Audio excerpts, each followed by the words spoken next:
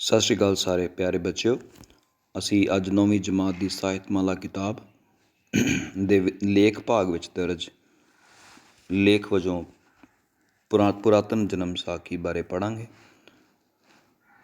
ਪੰਜਾਬੀ ਬੋਲੀ ਵਿੱਚ ਲਿਖੀ ਵਾਰਤਕ ਦੀਆਂ ਹੁਣ ਤੱਕ ਮਿਲੀਆਂ ਸਭ ਤੋਂ ਪੁਰਾਣੀਆਂ ਪੋਥੀਆਂ ਭਾਵ ਕਿ ਛੋਟੀਆਂ ਕਿਤਾਬਾਂ ਜੋ ਕਿ ਬਹੁਤ ਪੁਰਾਣੀਆਂ ਸਨ, ਜੋ ਕਿਸੇ ਨੇ ਲਿਖੀਆਂ, ਨੂੰ ਗੁਰੂ ਨਾਨਕ ਦੇਵ ਜੀ ਦੇ ਜੀਵਨ ਬਾਰੇ ਚਾਨਣਾ ਪਾਉਂਦੀਆਂ ਹਨ। ਇਹਨਾਂ ਦਾ ਨਾਂ ਜਨਮ ਸਾਖੀਆਂ ਹੈ। ਕੁਝ ਵਿਦਵਾਨ ਭਾਈ ਬਾਲੇ ਵਾਲੀ ਜਨਮ ਸਾਖੀ ਨੂੰ ਸਭ ਤੋਂ ਪੁਰਾਣੀ ਪੋਥੀ ਮੰਨਦੇ ਹਨ। ਆਪਾਂ ਜਾਣਦੇ ਹਾਂ ਕਿ ਗੁਰੂ ਨਾਨਕ ਸਾਹਿਬ ਦੇ ਨਾਲ ਜੋ ਜਿੱਥੇ ਵੀ ਗਏ ਉਹਨਾਂ ਦੇ ਨਾਲ ਭਾਈ ਮਰਦਾਨਾ ਬਹੁਤ ਲੰਬਾ ਸਮਾਂ ਤੱਕ ਰਹੇ ਅਤੇ ਭਾਈ ਬਾਲਾ ਜੀ ਵੀ ਉਹਨਾਂ ਦੇ ਨਾਲ ਥੋੜ੍ਹਾ ਸਮਾਂ ਰਹੇ। ਸੋ ਭਾਈ ਬਾਲਾ ਜੀ ਵਾਲੀ ਜਨਮ ਸਾਖੀ ਨੂੰ ਸਭ ਤੋਂ ਪੁਰਾਣੀ ਮੰਨਿਆ ਜਾਂਦਾ ਹੈ। ਪਰ ਭਾਈ ਵੀਰ ਸਿੰਘ ਜੀ ਨੇ ਪੁਰਾਤਨ ਜਨਮ ਸਾਖੀ ਨੂੰ ਪ੍ਰਾਪਤ ਜਨਮ ਸਾਖੀਆਂ ਭਾਵ ਕਿ ਜੋ ਸਾਨੂੰ ਮਿਲੀਆਂ ਜਨਮ ਸਾਖੀਆਂ ਪੁਰਾਣੀਆਂ ਲੱਭੀਆਂ, ਉਹਨਾਂ ਵਿੱਚੋਂ ਸਭ ਤੋਂ ਪਹਿਲੀ ਮੰਨਿਆ ਹੈ। ਪੁਰਾਤਨ ਜਨਮ ਸਾਖੀ ਗੁਰੂ ਨਾਨਕ ਦੇਵ ਜੀ ਦੇ ਜੀਵਨ ਬਾਰੇ ਸਭ ਤੋਂ ਪਹਿਲਾ ਬਿਰਤਾਂਤ ਹੈ ਭਾਵ ਦ੍ਰਿਸ਼ ਹੈ, ਭਾਵ ਕਿ ਕਹਾਣੀ ਹੈ, ਭਾਵ ਕਿ ਜੋ ਬਿਆਨ ਕੀਤਾ ਗਿਆ ਇਹਦੇ ਵਿੱਚ। ਇਸ ਵਿੱਚ ਦੱਸਿਆ ਗਿਆ ਹੈ ਕਿ ਗੁਰੂ ਸਾਹਿਬ ਕਿੱਥੇ ਕਿੱਥੇ ਗਏ, ਕਿਸ ਨਾਲ ਮਿਲ ਕੇ ਸੰਵਾਦ ਰਚਾਇਆ ਭਾਵ ਕਿ ਗੱਲਬਾਤ ਕੀਤੀ। ਇਸ ਵਿੱਚ ਹਿੰਦੂ ਸਾਧ ਸੰਤ ਵੀ ਸ਼ਾਮਲ ਸਨ ਅਤੇ ਮੁਸਲਮਾਨ ਸੂਫੀ ਫਕੀਰ ਦਰਵੇਸ਼ ਵੀ। ਗੁਰੂ ਸਾਹਿਬ ਨੇ ਹਰ ਥਾਂ ਰੱਬੀ ਪ੍ਰੇਮ, ਰੱਬ ਨਾਲ ਪਿਆਰ ਅਤੇ ਮਨੁੱਖੀ ਪਿਆਰ ਸਤਿਕਾਰ ਦਾ ਸਬਕ ਦਿੱਤਾ ਕਿ ਰੱਬ ਨਾਲ ਪਿਆਰ ਕਰੋ ਅਤੇ ਇੱਕ ਦੂਜੇ ਨੂੰ ਵੀ ਪਿਆਰ ਕਰੋ। ਇਸ ਗੱਲ ਨੂੰ ਜਨਮ ਸਾਖੀਆਂ ਦੇ ਵਿੱਚ ਵਾਰ-ਵਾਰ ਦ੍ਰਿੜਾਇਆ ਗਿਆ ਹੈ।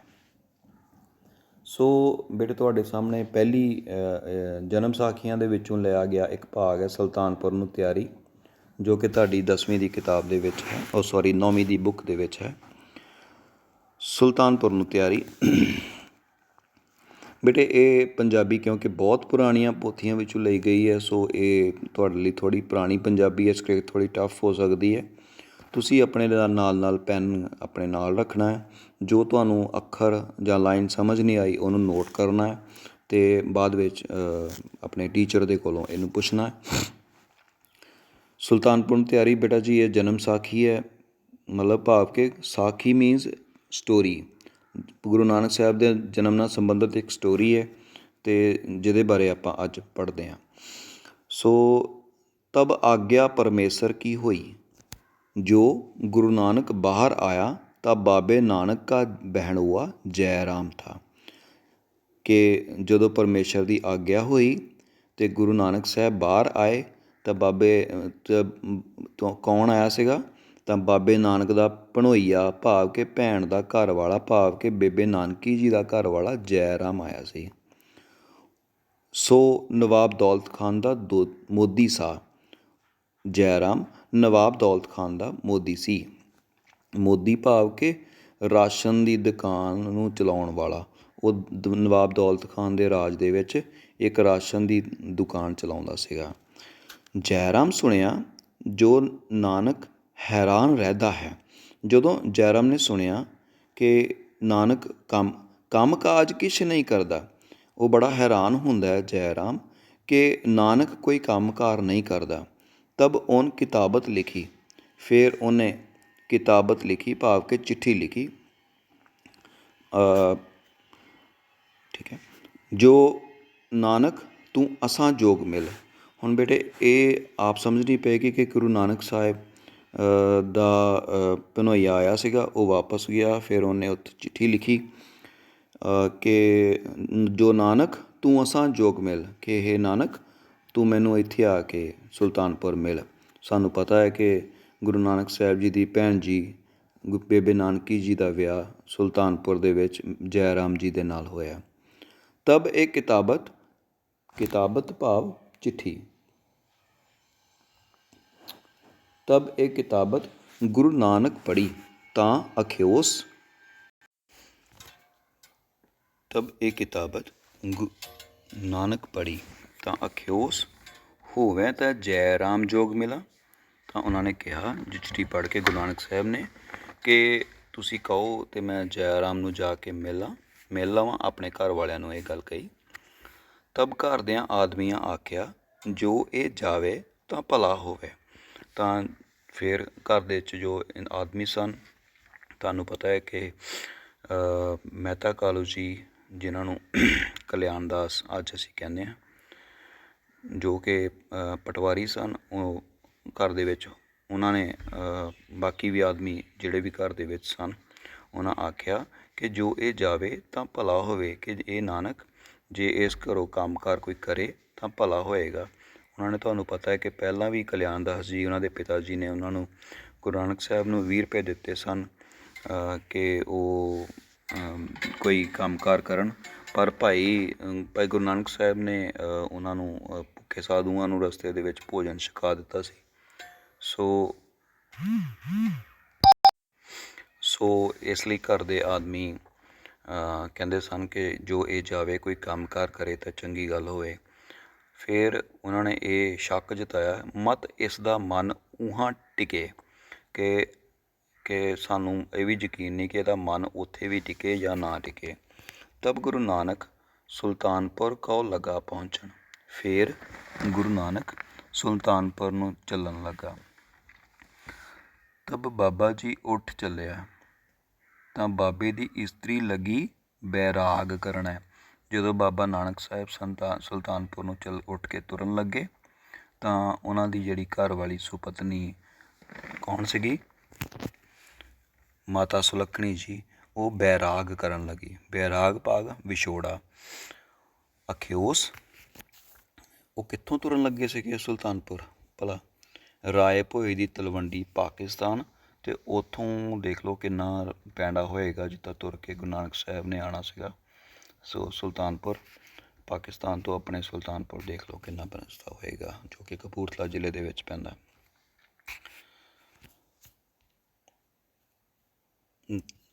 ਅਖਿਓਸ,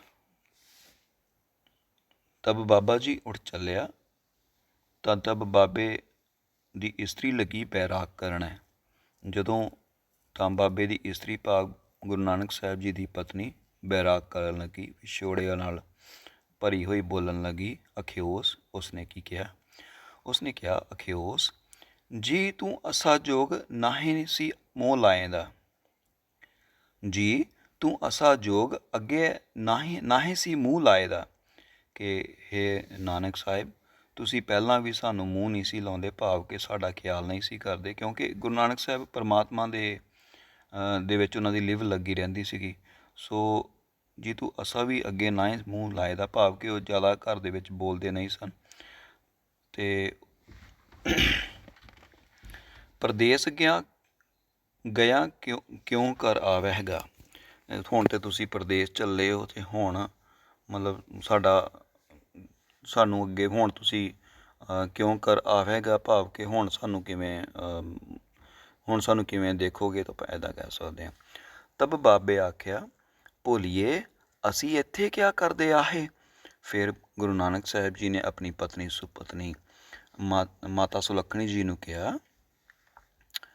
ਤਬ ਫਿਰ ਗੁਰੂ ਨਾਨਕ ਸਾਹਿਬ ਜੀ ਨੇ ਆਪਣੀ ਪਤਨੀ ਸੁਲੱਖਣੀ ਜੀ ਨੂੰ ਕਿਹਾ, ਭੋਲੀਏ ਅਸੀਂ ਇੱਥੇ ਕਿਆ ਕਰਦੇ ਆਹੇ, ਔਰ ਉੱਥੇ ਕਿਆ ਕਰ ਹੈਗੇ, ਕਿ ਹੇ ਭੋਲੇ ਇਸਤਰੀ, ਭੋਲੀ ਸੁਲੱਖਣੀ, ਮੈਂ ਇੱਥੇ ਕੀ ਕਰਦਾ ਹਾਂ ਅਤੇ ਉੱਥੇ ਕੀ ਕਰਾਂਗਾ। ਗੁਰੂ ਨਾਨਕ ਸਾਹਿਬ ਜੀ ਦੀ ਪਤਨੀ ਸੁਲੱਖਣੀ ਜੀ ਨੂੰ ਅਸੀਂ ਅੱਜ ਕੱਲ੍ਹ ਮਾਤਾ ਸੁਲੱਖਣੀ ਜੀ ਕਹਿ ਕੇ ਸੰਬੋਧਨ ਕਰਦੇ ਹਾਂ। ਸੋ ਅਸੀਂ ਅਗਲੀ ਲਾਈਨ, ਅਸੀਂ ਤੁਹਾਡੇ ਕਿਤੇ ਕੰਮ ਨਹੀਂ, ਮੈਂ ਤੇਰੇ ਕਿਸੇ ਕੰਮ ਦਾ ਨਹੀਂ, ਮੈਂ ਤੇਰੇ ਕਿਸੇ ਕੰਮ ਨਹੀਂ ਆਉਣਾ। ਤਬ ਉਹਨ ਫਿਰ ਬੇਨਤੀ ਕੀਤੀ ਆਸ, ਫਿਰ ਮਾਤਾ ਸੁਲੱਖਣੀ ਜੀ ਨੇ ਬੇਨਤੀ ਕੀਤੀ, ਜੋ ਜੀ ਤੁਸੀਂ ਘਰ ਬੈਠੇ ਹੁੰਦੇ ਆਹੇ।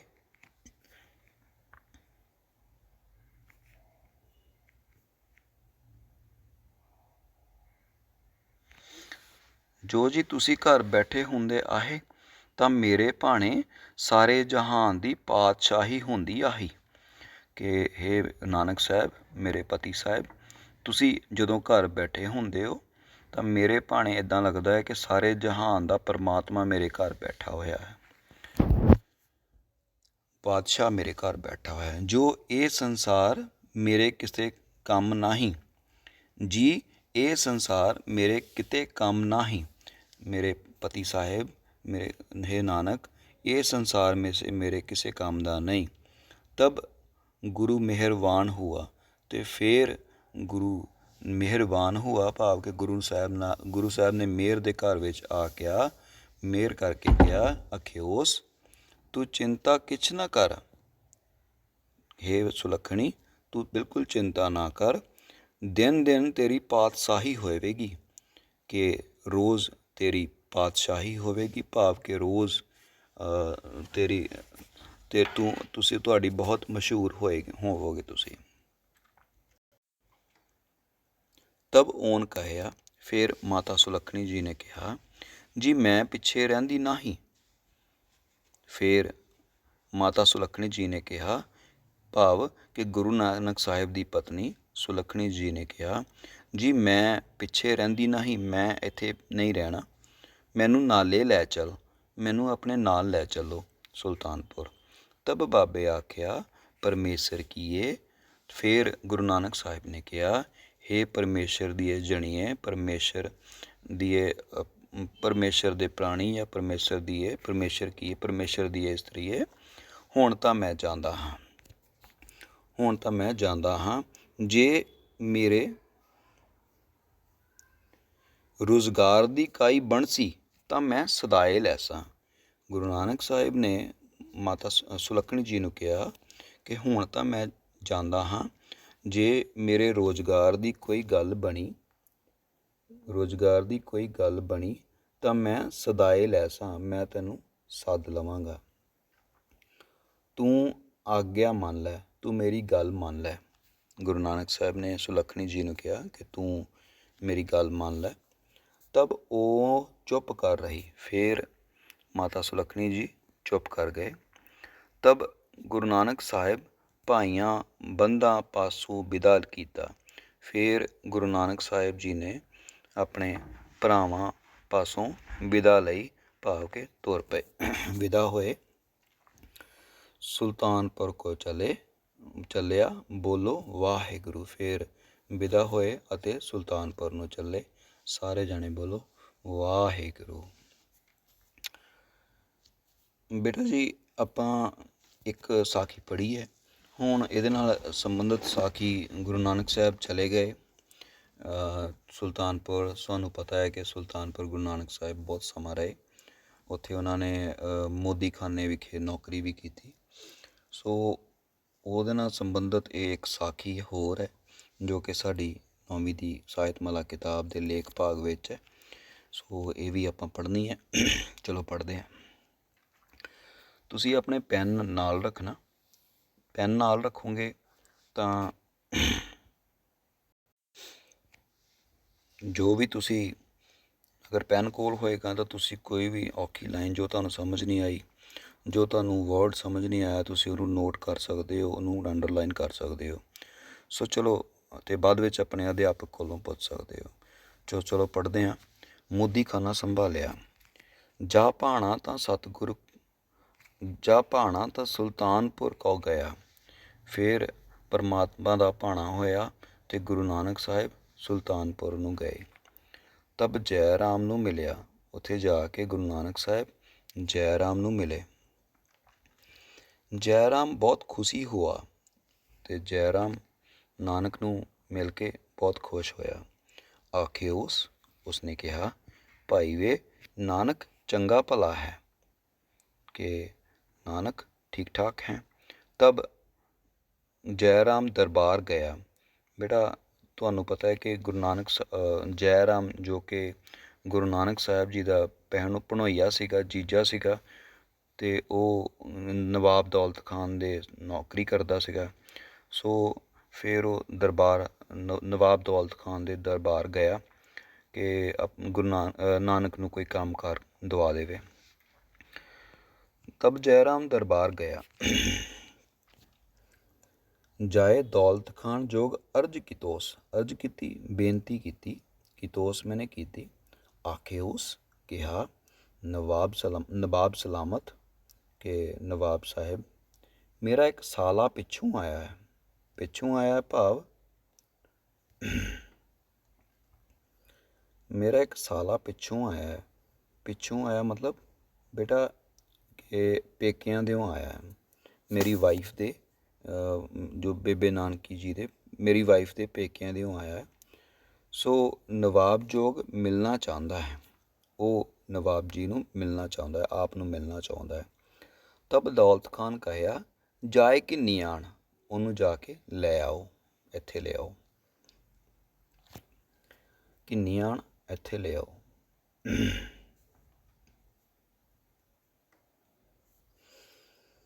तब जयराम आए कर गुरु नानक जोग किन्नी ले आया।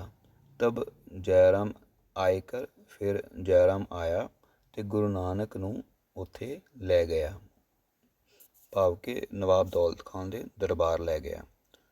ਕਿਛ ਪੇਸ਼ਕਸ਼ੀ ਅੱਗੇ ਰੱਖ ਕਰ ਮਿਲਿਆ, ਤੇ ਅੱਗੇ ਉਹਦੇ ਅੱਗੇ ਕੁਛ ਪੇਸ਼ਕਸ਼ ਰੱਖੀ। ਜਦੋਂ ਵੀ ਤੁਹਾਨੂੰ ਪਤਾ ਹੈ ਕਿ ਵੱਡੇ ਆਦਮੀ ਨੂੰ ਮਿਲਦੇ ਹੁੰਦੇ ਆ, ਸੋ ਕੁਛ ਨਾ ਕੁਛ ਪੇਸ਼ਕਸ਼ ਅੱਗੇ ਕਰਕੇ ਮਿਲਦੇ ਆ। ਸੋ ਕੁਛ ਬੇਟਾ ਕੁਛ ਜਦੋਂ ਵੀ ਆਪਾਂ ਕਿਸੇ ਨੂੰ ਮਿਲੀਦਾ, ਮਹਿਮਾਨ ਨੂੰ ਕੁਛ ਸਵੀਟਸ ਲੈ ਕੇ ਜਾਈਦੀਆਂ ਹੈ ਨਾ। ਸੋ ਕਿੱਦਾਂ ਹੀ ਕਿਸੇ ਵੱਡੇ ਬੰਦੇ ਨੂੰ ਮਿਲੇ, ਕੁਛ ਨਾ ਕੁਛ ਗਿਫਟ ਲੈ ਕੇ ਜਾਈਦਾ। ਇੱਦਾਂ ਹੀ ਕੁਛ ਪੇਸ਼ਕਸ਼ੀ ਜੋ ਵੀ ਗੁਰੂ ਨਾਨਕ ਸਾਹਿਬ ਜੀ ਨੇ ਲਿਆਂਦਾ ਸੀਗਾ ਉਹਨੂੰ ਗਿਫਟ ਦੇ ਕੇ ਮਿਲੇ। ਖਾਨ ਬਹੁਤ ਖੁਸ਼ੀ ਹੋਇਆ। ਖਾਨ ਨਵਾਬ ਦੌਲਤ ਖਾਨ ਬਹੁਤ ਖੁਸ਼ ਹੋਇਆ। ਖਾਨ ਕਹਿਆ ਇਸਕਾ ਨਾਮ ਕਿਆ ਹੈ। ਖਾਨ ਨੇ ਕਿਹਾ ਕਿ ਜੈਰਾਮ ਨੂੰ ਕਿਹਾ ਕਿ ਇਹਦਾ ਨਾਂ ਕੀ ਹੈ। ਤਬ ਜੈਰਾਮ ਅਰਜ਼ ਕੀਤੀ, ਫਿਰ ਜੈਰਾਮ ਬੇਨਤੀ ਕੀਤੀ, ਜੀ ਇਸਕਾ ਨਾਮ ਨਾਨਕ ਹੈ। ਤਬ ਖਾਨ ਕਹਿਆ ਇਹ ਭਲਾ ਦਿਆਨਤਦਾਰ ਨਦਰੀ ਆਮਦਾ ਹੈ। ਫਿਰ ਖਾਨ ਨੇ ਕਿਹਾ ਕਿ ਇਹ ਜੋ ਨਾਨਕ ਹੈ ਇਹ ਬੜਾ ਦਿਆਨਤਦਾਰ, ਭਾਵ ਕਿ ਭਲਾ ਇਮਾਨਦਾਰ ਨਜ਼ਰ ਲੱਗਦਾ ਹੈ, ਇਮਾਨਦਾਰ ਨਜ਼ਰ ਆਉਂਦਾ ਹੈ। ਦਿਆਨਤਦਾਰ ਭਾਵ ਕਿ ਚੰਗਾ ਬੰਦਾ ਨਜ਼ਰ ਆਉਂਦਾ ਹੈ। ਮੇਰਾ ਇਸ ਕੰਮ ਇਸਕੇ ਹਵਾਲੇ ਕਰੋ। ਮੇਰਾ ਕੰਮ ਜੋ ਤੁਸੀਂ ਕਰਦੇ ਹੋ ਜੈਰਾਮ ਜੀ, ਉਹ ਇਸ ਦੇ ਹਵਾਲੇ ਕਰ ਦਿਓ, ਉਹ ਕੰਮ ਇਹਨੂੰ ਦੇ ਦਿਓ, ਭਾਵ ਕਿ ਮੋਦੀ ਖਾਨੇ ਦਾ ਕੰਮ ਨਾਨਕ ਨੂੰ ਦੇ ਦਿਓ। ਤਬ ਗੁਰੂ ਨਾਨਕ ਖੁਸ਼ੀ ਹੋਏ ਕਰ ਮੁਸਕਰਾਇਆ। ਫਿਰ ਗੁਰੂ ਨਾਨਕ ਸਾਹਿਬ ਖੁਸ਼ ਹੋ ਕਰ ਮੁਸਕਰਾਏ। ਖਾਨ ਸਿਰੋਂ ਪਾਓ ਦਿੱਤਾ, ਤੇ ਖਾਨ ਨੇ ਸਿਰੋਂ ਪਾਓ ਦਿੱਤਾ। ਬੇਟਾ ਸਿਰੋਂ ਪਾਓ ਬੇਟੇ ਜਿਹਨੂੰ ਆਪਾਂ ਸਰੋਪਾ ਕਹਿੰਦੇ ਹਾਂ, ਮਤਲਬ ਵਿਗੜਿਆ ਹੋਇਆ ਸ਼ਬਦ ਹੈ। ਸਿਰੋਂ ਪਾਓ ਦਾ ਸ਼ਬਦ ਵਿਗੜਿਆ ਹੋਇਆ ਰੂਪ ਅੱਜ ਕੱਲ੍ਹ ਦਾ ਸਰੋਪਾ ਜਿਹਨੂੰ ਆਪਾਂ ਕਹਿ ਦਿੰਦੇ ਹਾਂ, ਅਸਲ 'ਚ ਸਿਰੋਂ ਪਾਓ ਹੈ। ਸਿਰੋਂ ਪਾਓ ਬੇਟਾ ਜੀ ਮਤਲਬ ਆਪਣੇ ਮਨ ਦੇ ਵਿੱਚ ਤੁਸੀਂ ਸੋਚੋ ਕਿ ਤੁਸੀਂ ਕਿਸੇ ਰਾਜੇ ਨੂੰ ਮਿਲੇ ਹੋ, ਅਤੇ ਪਹਿਲੇ ਜ਼ਮਾਨੇ 'ਚ ਅਗਰ ਤੁਸੀਂ ਟੀ ਵੀ 'ਤੇ ਵੀ ਦੇਖਿਆ ਹੋਏਗਾ, ਅਗਰ ਰਾਜਾ ਕਿਸੇ ਨੂੰ ਖੁਸ਼ ਹੁੰਦਾ ਸੀਗਾ ਅਤੇ ਆਪਣੇ ਗਲੋਂ ਲਾ ਕੇ ਮਾਲਾ ਵਗੈਰਾ ਜਾਂ ਸੋਨੇ ਦਾ ਹਾਰ ਵਗੈਰਾ ਲਾ ਕੇ ਜਿਹੜੇ ਬੰਦੇ 'ਤੇ ਖੁਸ਼ ਹੁੰਦਾ ਸੀ ਉਹਨੂੰ ਦੇ ਦਿੰਦਾ ਸੀਗਾ। ਸੋ ਇੱਦਾਂ ਹੀ ਸਿੱਖ ਮਰਿਆਦਾ ਦੇ ਵਿੱਚ ਕਿ ਸਿਰੋਂ ਪਾਓ, ਕਿ ਸਿਰੋਂ ਜੋ ਵੀ ਆਪਣਾ ਇੰਪੋਰਟੈਂਟ ਚੀਜ਼ ਸੀਗੀ ਐਜ਼ ਨਜ਼ਰਾਨੇ ਦੇ ਤੌਰ 'ਤੇ ਐਜ਼ ਖੁਸ਼ ਹੋ ਕੇ ਖਾਨ ਨੇ ਗੁਰੂ ਨਾਨਕ ਸਾਹਿਬ ਨੂੰ ਸਿਰੋਂ ਪਾਓ ਦਿੱਤਾ। ਤਬ ਗੁਰੂ ਨਾਨਕ ਤੇ ਜੈਰਾਮ ਘਰ ਆਏ। ਫਿਰ ਗੁਰੂ ਨਾਨਕ ਅਤੇ ਜੈਰਾਮ ਤਬ ਗੁਰੂ ਨਾਨਕ ਤੇ ਜੈਰਾਮ ਘਰ ਆਏ। ਫਿਰ ਗੁਰੂ ਨਾਨਕ ਅਤੇ ਜੈਰਾਮ ਘਰ ਆ ਗਏ ਅਤੇ ਆਪਣਾ ਕੰਮ ਕਰਨ ਲੱਗੇ। ਐਸਾ ਕੰਮ ਕਰਨ ਜੋ ਸਭ ਕੋਈ ਖੁਸ਼ੀ ਹੋਵੇ। ਉਹਨਾਂ ਨੇ ਇੱਦਾਂ ਦਾ ਕੰਮ ਕੀਤਾ ਕਿ ਸਭ ਖੁਸ਼ ਹੋਣ ਲੱਗੇ। ਸਭ ਲੋਕ ਆਖਣ, ਸਾਰੇ ਲੋਕ ਕਹਿਣ ਵਾਹ ਵਾਹ ਕੋਈ ਭਲਾ ਹੈ, ਕਿ ਕਹਿਣ ਕਿ ਵਾਹ ਕੋਈ ਚੰਗਾ ਬੰਦਾ ਨੌਕਰੀ 'ਤੇ ਲੱਗਾ ਹੈ। ਸਭ ਕੋ ਖਾਨ ਅੱਗੇ ਸਿਫਾਰਿਸ਼ ਕਰੇ। ਸਾਰੇ ਲੋਕਾਂ ਨੇ ਖਾਨ ਦੇ ਅੱਗੇ ਸਿਫਾਰਿਸ਼ ਕੀਤੀ ਕਿ ਬੜਾ ਚੰਗਾ ਬੰਦਾ ਤੁਸੀਂ ਲਗਾਇਆ ਹੈ। ਖਾਨ ਬਹੁਤ ਖੁਸ਼ੀ ਹੋਇਆ। ਖਾਨ ਇਹ ਸੁਣ ਕੇ ਕਿ ਲੋਕ ਪਸੰਦ ਕਰਦੇ ਪਏ ਨਵੇਂ ਬੰਦੇ ਨੂੰ, ਗੁਰੂ ਨਾਨਕ ਨੂੰ, ਤਾਂ ਉਹ ਬਹੁਤ ਖੁਸ਼ ਹੋਇਆ। ਬੇਟੇ ਇਹਦੇ ਨਾਲ ਸੰਬੰਧਿਤ ਇੱਕ ਕਹਾਣੀ ਵੀ ਹੈ ਕਿ ਕਿਸੇ ਨੇ ਸ਼ਿਕਾਇਤ ਕਰਤੀ ਨਵਾਬ ਦੌਲਤ ਖਾਨ ਨੂੰ ਕਿ ਜਿਹੜਾ ਨਾਨਕ ਹੈ ਉਹ ਤਾਂ 13 ਹੀ ਤੋਲਦਾ ਹੈ, ਉਹ ਤਾਂ ਵਾਧੂ ਦੇਈ ਜਾਂਦਾ ਹੈ। ਅਤੇ ਫਿਰ ਨਵਾਬ ਦੌਲਤ ਖਾਨ ਨੇ ਆ ਕੇ ਮੋਦੀ ਖਾਨੇ ਉੱਪਰ ਇਨਕੁਆਇਰੀ ਕੀਤੀ ਅਤੇ ਜਦੋਂ ਇਨਕੁਆਇਰੀ ਕੀਤੀ ਕਿ ਭਾਵ ਕਿ ਚੈੱਕ ਕੀਤਾ ਸਾਰਾ ਕੁਝ ਅਤੇ ਸਾਰਾ ਹਿਸਾਬ ਕਿਤਾਬ ਅਤੇ ਜੋ ਸਾਰਾ ਰਾਸ਼ਨ ਸੀਗਾ ਉਹ ਬਿਲਕੁਲ ਠੀਕ ਸੀਗਾ। ਸੋ ਮਤਲਬ ਇਹ ਗੁਰੂ ਨਾਨਕ ਸਾਹਿਬ ਦੀ ਵਡਿਆਈ ਹੈ। ਉਹ ਸਾਖੀ ਤੁਸੀਂ ਕਿਤੇ ਸੁਣਨਾ ਵਿਹਲੇ ਹੋ ਕੇ। ਸਭ ਕੋ ਖਾਨ ਅੱਗੇ ਸਿਫਾਰਿਸ਼ ਕਰੇ, ਖਾਨ ਬਹੁਤ ਖੁਸ਼ੀ ਹੁਆ। ਅਰ ਜੋ ਕਿਛ ਅਲੂਫਾ, ਅਤੇ ਜੋ ਕੋਈ ਅਲੂਫਾ ਭਾਵ ਕਿ ਤਨਖਾਹ ਗੁਰੂ ਨਾਨਕ ਜੋਗ ਮਿਲੇ, ਅਤੇ ਜੋ ਵੀ ਤਨਖਾਹ ਗੁਰੂ ਨਾਨਕ ਨੂੰ ਮਿਲਦੀ, ਖਾਵੇ ਸੋ ਖਾਵੇ, ਉਹ ਆਪਣੇ ਜੋਗਾ ਜੋ ਵੀ ਰੱਖ ਕੇ ਹੋਰ ਪਰਮੇਸ਼ਰ ਕੇ ਅਰਥ ਦੇਵੇ, ਅਤੇ ਜੋ ਵੀ ਉਹਨਾਂ ਦੀ ਲੋੜ ਤੋਂ ਵੱਧ ਸੀਗੀ ਉਹ ਪਰਮੇਸ਼ਰ ਦੇ ਨਾਮ 'ਤੇ ਦਾਨ ਕਰ ਦਿੰਦੇ ਸੀਗੇ। ਅਤੇ ਨਿਤਾ ਪ੍ਰਤੀ ਰਾਤ ਕਉ ਕੀਰਤਨ ਹੋਵੇ, ਅਤੇ ਹਰ ਰੋਜ਼ ਗੁਰੂ ਨਾਨਕ ਸਾਹਿਬ ਰਾਤ ਨੂੰ ਕੀਰਤਨ ਕਰਦੇ ਸਨ। ਨਿਤਾ ਪ੍ਰਤੀ ਰੋਜ਼, ਨਿਤਾ ਪ੍ਰਤੀ ਰਾਤ ਕੋ ਕੀਰਤਨ ਹੋਵੇ ਭਾਵ ਪਰਮਾਤਮਾ ਦੇ ਗੁਣ ਗਾਉਣ ਲੱਗੇ। ਮਤਲਬ ਜੋ ਵੀ ਆਪਣੇ ਜੋਗੀ ਤਨਖਾਹ ਰੱਖ ਕੇ ਬਾਕੀ ਸਾਰੀ ਵੰਡ ਦਿੰਦੇ ਸਨ। ਸੋ ਇਸੇ ਉੱਪਰ ਹੀ ਬੇਟੇ ਸਿੱਖੀ ਦਾ ਸਿਧਾਂਤ ਕੰਮ ਕਰਦਾ ਹੈ। ਕਿਰਤ ਕਰੋ, ਵੰਡ ਛਕੋ ਅਤੇ ਫਿਰ ਨਾਮ ਜਪੋ। ਸੋ ਕਿਰਤ ਕੀਤੀ ਗੁਰੂ ਨਾਨਕ ਸਾਹਿਬ ਨੇ, ਫਿਰ ਜੋ ਵੀ ਮਿਲਿਆ ਉਹਨੂੰ ਵੰਡ ਕੇ ਲੋਕਾਂ ਨਾਲ ਛਕਿਆ, ਅਤੇ ਫਿਰ ਰਾਤ ਨੂੰ ਕੀਰਤਨ ਕਰਨ ਲੱਗੇ ਸਾਰੇ ਮਿਲ ਕੇ। ਕਿਰਤ ਕਰੋ, ਨਾਮ ਜਪੋ, ਵੰਡ ਛਕੋ। ਪਿੱਛੋਂ ਮਰਦਾਨਾ ਡੂਮ ਆਇਆ, ਅਤੇ ਗੁਰੂ ਨਾਨਕ ਸਾਹਿਬ ਜਿਹੜੇ ਪਿਛਲੇ ਪਿੰਡ ਤੋਂ ਭਾਵ ਤਲਵੰਡੀ, ਰਾਏ ਭੋਏ ਦੀ ਤਲਵੰਡੀ ਤੋਂ ਮਰਦਾਨਾ ਡੂਮ ਆਇਆ। ਡੂਮ ਮਰਾਸੀ ਨੂੰ ਕਹਿੰਦੇ ਬੇਟੇ। ਸੋ ਮਰਾਸੀ ਨੂੰ ਆਇਆ, ਮਰਦਾਨਾ ਡੂਮ ਆਇਆ। ਤਲਵੰਡੀਓਂ ਆਏ ਬਾਬੇ ਨਾਲ ਟਿਕਿਆ। ਉਹ ਤਲਵੰਡੀਓਂ ਆ ਕੇ ਰਾਏ ਭੋਏ ਦੀ ਤਲਵੰਡੀ, ਨਨਕਾਣਾ ਸਾਹਿਬ ਜਿਹਨੂੰ ਅੱਜ ਕੱਲ੍ਹ ਆਪਾਂ ਪਿੰਡ ਕਹਿੰਦੇ ਹਾਂ, ਆ ਕੇ ਗੁਰੂ ਨਾਨਕ ਸਾਹਿਬ ਦੇ ਨਾਲ ਟਿਕ ਗਿਆ ਭਾਵ ਰਹਿਣ ਲੱਗਾ। ਅਰ ਜੋ ਹੋਰ ਪਿੱਛੋਂ ਆਵਣ, ਤਿਨਾ ਜੋਗ ਖਾਨ ਤਾਈਂ ਮਿਲਾਏ ਕਰ ਅਲੂਫਾ ਕਰਾਏ ਦੇਵੇ, ਅਤੇ ਹੋਰ ਵੀ ਜੋ ਪਿੱਛੋਂ ਆਉਂਦੇ ਸਨ ਗੁਰੂ ਨਾਨਕ ਸਾਹਿਬ ਦੇ ਜਾਣਕਾਰ, ਉਹ ਉਹਨਾਂ ਨੂੰ ਵੀ ਗੁਰੂ ਨਾਨਕ ਖਾਨ ਨੂੰ ਮਿਲਾ ਕੇ ਅਤੇ ਉਹਨਾਂ ਨੂੰ ਵੀ ਅਲੂਫਾ ਕਰਾਏ ਦੇਵੇ ਭਾਵ ਉਹਨਾਂ ਨੂੰ ਵੀ ਕੰਮ ਦਵਾ ਦਿੰਦਾ ਸੀਗਾ। ਸੋ ਅਲੂਫਾ ਭਾਵ ਜਿਨ੍ਹਾਂ ਦੀ ਰੋਜ਼ੀ ਰੋਟੀ ਬਣ ਜਾਂਦੀ ਸੀ। ਸਭ ਰੋਟੀਆਂ ਖਾਵਣ, ਸਾਰੇ ਹੀ ਰੋਟੀਆਂ ਖਾਣ ਲੱਗੇ ਭਾਵ ਕਿ ਸਾਰਿਆਂ ਨੂੰ ਰੁਜ਼ਗਾਰ ਮਿਲ ਗਿਆ। ਗੁਰੂ ਨਾਨਕ ਕੇ ਪ੍ਰਸਾਦ ਸਭ ਖੁਸ਼ੀ ਹੋਏ। ਗੁਰੂ ਨਾਨਕ ਦੀ ਕਿਰਪਾ ਦੇ ਨਾਲ ਸਾਰੇ ਖੁਸ਼ ਹੋ ਗਏ। ਅਰ ਜਾਂ ਬਾਬੇ ਦੀ ਰਸੋਈ ਹੋਵੇ, ਤਾਂ ਸਭ ਆਏ ਘਰ ਬਹਿਣ, ਰਾਤ ਨੂੰ ਨਿਤਾ ਪ੍ਰਤੀ ਕੀਰਤਨ ਹੋਵੇ। ਅਤੇ ਜਦੋਂ ਗੁਰੂ ਨਾਨਕ ਸਾਹਿਬ ਰਸੋਈ ਭਾਵ ਖਾ ਪੀ ਲੈਂਦੇ, ਤਾਂ ਉਦੋਂ ਸਾਰੇ ਹੀ ਆ ਕੇ ਗੁਰੂ ਨਾਨਕ ਪਾਸ ਆ ਕੇ ਬੈਠ ਜਾਂਦੇ। ਸਭੇ ਆਏ ਬਹਿਣ, ਤਾਂ ਰਾਤ ਨੂੰ ਨਿਤਾ ਪ੍ਰਤੀ ਅਤੇ ਰਾਤ ਨੂੰ ਪਰਮਾਤਮਾ ਦੇ ਕੀਰਤਨ ਹੁੰਦਾ ਸੀਗਾ। ਅਰ ਜਿੱਥੇ ਪਹਿਰ ਰਾਤ ਰਹੇ, ਅਤੇ ਬਾਅਦ ਵਿੱਚ ਜਦੋਂ ਇੱਕ ਪਹਿਰ ਰਾਤ ਰਹਿ ਜਾਂਦੀ ਸੀ, ਜਿੱਥੇ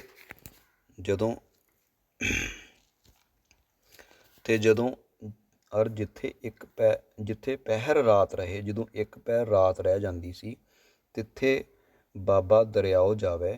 ਉਦੋਂ ਗੁਰੂ ਨਾਨਕ ਸਾਹਿਬ ਦਰਿਆ 'ਤੇ ਜਾ ਕੇ ਇਸ਼ਨਾਨ ਕਰਨ ਲੱਗ ਪੈਂਦੇ ਸੀਗੇ। ਸਾਨੂੰ ਪਤਾ ਹੈ ਕਿ ਸੁਲਤਾਨਪੁਰ ਦੇ ਵਿੱਚ ਇੱਕ ਬਈ ਹੈ ਜਿਹਨੂੰ ਕਿ ਪਵਿੱਤਰ ਬਈ ਕਿਹਾ ਜਾਂਦਾ ਹੈ। ਉੱਥੇ ਗੁਰੂ ਨਾਨਕ ਸਾਹਿਬ ਇਸ਼ਨਾਨ ਕਰਨ ਲੱਗ ਪੈਂਦੇ ਸਨ। ਜਾਂ ਘਰ ਜਾਂ ਪ੍ਰਭਾਤ ਹੋਵੇ, ਘਰ ਜਾਂਦਿਆਂ ਉਹਨਾਂ ਨੂੰ ਦਿਨ ਚੜ੍ਹ ਜਾਂਦਾ ਸੀਗਾ, ਤਾਂ ਕੱਪੜੇ ਲਾਏ ਕੇ ਤਿਲਕ ਚੜ੍ਹਾਏ ਕਰ, ਤਾਂ ਉਹ ਕੱਪੜੇ ਪਾ ਕੇ ਤਿਲਕ ਲਗਾਏ ਕੇ ਅਤੇ ਦਰਬਾਰ ਦਫਤਰ ਮਨਾ ਕਿੰਨੀ ਲਿਖਣ ਬਹਿ, ਅਤੇ ਫਿਰ ਦਰਬਾਰ ਤਾਂ ਕੱਪੜੇ ਲਾਏ ਕੇ ਤਿਲਕ ਚੜ੍ਹਾਏ ਕਰ, ਦਰਬਾਰ ਦਫਤਰ ਮਨਾ ਕਿੰਨੀ ਲਿਖਣ ਬਹਿ। ਫਿਰ ਆਪਣਾ ਬਹੀ ਖਾਤਾ ਲਿਖਣ ਦਫਤਰ ਦੇ ਵਿੱਚ ਬੈਠ ਕੇ ਕੰਮ ਸ਼ੁਰੂ ਕਰ ਦਿੰਦੇ ਸੀਗੇ। ਸੋ ਬੇਟੇ ਮੈਂ ਆਪਣੀ ਕੋਸ਼ਿਸ਼ ਕੀਤੀ ਹੈ ਆਪਣੀ ਥੋੜ੍ਹੀ ਮੱਤ ਦੇ ਮੁਤਾਬਕ ਕਿ ਤੁਹਾਨੂੰ ਬਿਆਨ ਕਰ ਸਕਾਂ। ਸੋ ਤੁਸੀਂ ਆਪ ਇਹਨੂੰ ਪੜ੍ਹਨਾ ਹੈ। ਜੇ ਨਹੀਂ ਸਮਝ ਆਇਆ ਵੀਡੀਓ ਦੁਬਾਰਾ ਦੇਖ ਲਿਓ। ਉਮੀਦ ਹੈ ਤੁਸੀਂ ਇਹਦੇ ਨਾਲ ਸੰਬੰਧਿਤ ਕੁਐਸਚਨ ਆਨਸਰ ਆਪ ਪੜ੍ਹੋਗੇ। ਸੋ ਧੰਨਵਾਦ ਸਾਰਿਆਂ ਦਾ। ਬੇਟਾ ਪੜ੍ਹੋ। ਇਹਦੇ ਵਿੱਚ ਗੁਰੂ ਨਾਨਕ ਸਾਹਿਬ ਜੀ ਨੇ ਕਿਰਤ ਕਰੋ ਨਾਮ ਜਪ, ਕਿਰਤ ਕਰੋ ਵੰਡ ਛਕੋ ਨਾਮ ਜਪੋ ਦਾ ਦੀ ਗੱਲ ਕੀਤੀ ਹੈ। ਫਿਰ ਸੁਲਤਾਨਪੁਰ ਦੇ ਬਾਰੇ ਗੱਲ ਕੀਤੀ ਹੈ, ਉਹਨਾਂ ਦਾ ਰੂਟੀਨ ਕੀ ਸੀਗਾ ਉਹਦੇ ਬਾਰੇ ਗੱਲ ਕੀਤੀ ਹੈ। ਉਹ ਕਿੱਦਾਂ ਕਮਾਉਂਦੇ ਸਨ, ਕਿੱਦਾਂ ਖਰਚਦੇ ਸਨ, ਕਿੱਦਾਂ ਖਾਂਦੇ ਸਨ, ਉਹਨਾਂ ਬਾਰੇ ਗੱਲ ਕੀਤੀ। ਸੋ ਇਹ ਵੀ ਦੋ ਜੋ ਜਨਮ ਸਾਖੀਆਂ ਹੈ ਉਹ ਗੁਰੂ ਨਾਨਕ ਸਾਹਿਬ ਜੀ ਦੇ ਜੀਵਨ ਬਾਰੇ ਸਾਨੂੰ ਦੱਸਦੀਆਂ। ਧੰਨਵਾਦ, ਥੈਂਕ ਯੂ।